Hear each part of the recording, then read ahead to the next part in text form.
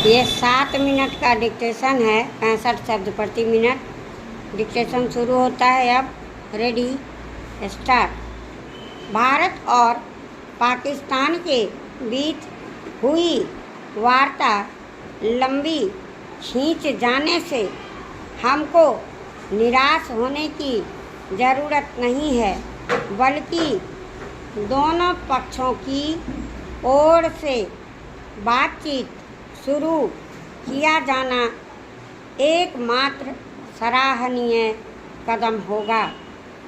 America भी भारत से कुछ निश्चित अपेक्षाएं रखता है, जिन्हें स्वीकार नहीं किया जा सकता। जिस चीज़ में हमारा हित ना हो, उसको अस्वीकार किया जाना चाहिए। भारत एक बहुत बड़ा देश है। यह किसी भी हालत में किसी से कमज़ोर पड़ने वाला नहीं है। हमारे देश के अंदर बहुत शक्तिशाली देश बनने की सभी क्षमता और संभावना मौजूद हैं। भारत एक विकसित शक्तिशाली देश है, इससे इनकार नहीं किया जा सकता है। इसलिए अमेरिका को चाहिए कि वह भारत की सुरक्षात्मक चिंताओं को समझे और जो अपरिहार्य है उसे स्वीकार करना चाहिए। अमेरिका ने परमाणु एवं अनेक मुद्दों पर चीन के साथ पहले ऐसा ही कुछ किया था। उन्होंने कहा कि अमेरिका को यह समझना होगा कि दुनिया बहुध्रुवी जगत की ओर बढ़ रही है। भारत उन ध्रुवों में से एक है।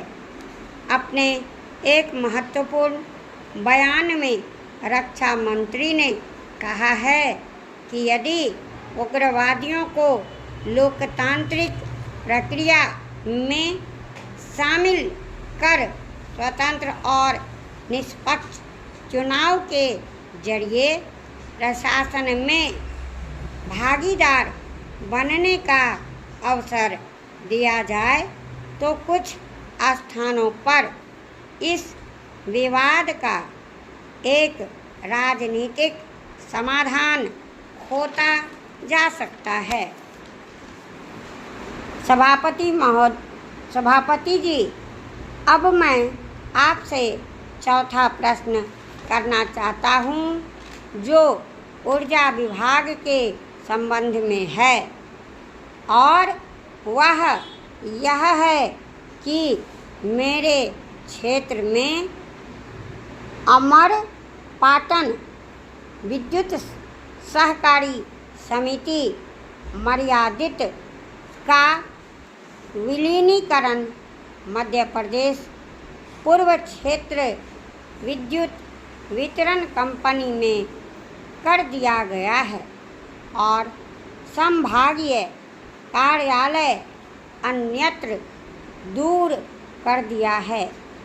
मैं चाहता हूँ कि संभाग कार्यालय स्थानीय जगह पर स्थापित किया जाए, ताकि जनता को छोटी मोटी तकलीफ के लिए दूर तक ना जाना पड़े। कृपया मेरा निवेदन स्वीकार करना चाहेंगे। सभापति महोदय, ऐसा प्रतीत होता है कि आज बिजली जीवन उपयोगी अनिवार्य आवश्यकता होती जा रही है।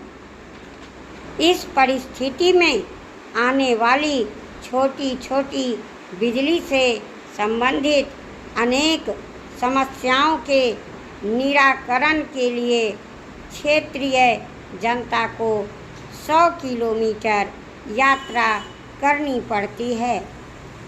अभी प्रदेश में जिन समितियों को समाप्त किया गया है उनकी जगह संभाग पर गठन किया है। आम जनता द्वारा विद्युत संभाग जिला स्तर पर गठित करने की मांग की जा रही है। मेरे मत के अनुसार यह मांग यथोचित और न्याय संगत प्रतीत हो रही है, इसलिए मान्य कर लिया जाना चाहिए। माननीय सभापति महोदय, मेरा 5वां सवाल यह है कि मेरी क्षेत्रीय तहसील के अंतर्गत सुबह 7 बजे गांव के समीप नाले से मिट्टी खोदने गए थे, जहां पर खदान धसकने के कारण मिट्टी में दबने से एक साथ एक ही परिवार के 3 लोग दर्दनाक मौत का शिकार हो गए थे। मृतक के परिवार में पत्नी एवं छोटे बच्चे शेष बचे हैं और आजीविका हेतु थोड़ी सी मात्र 6 बीघा बीहड़ी जमीन होने के कारण उनके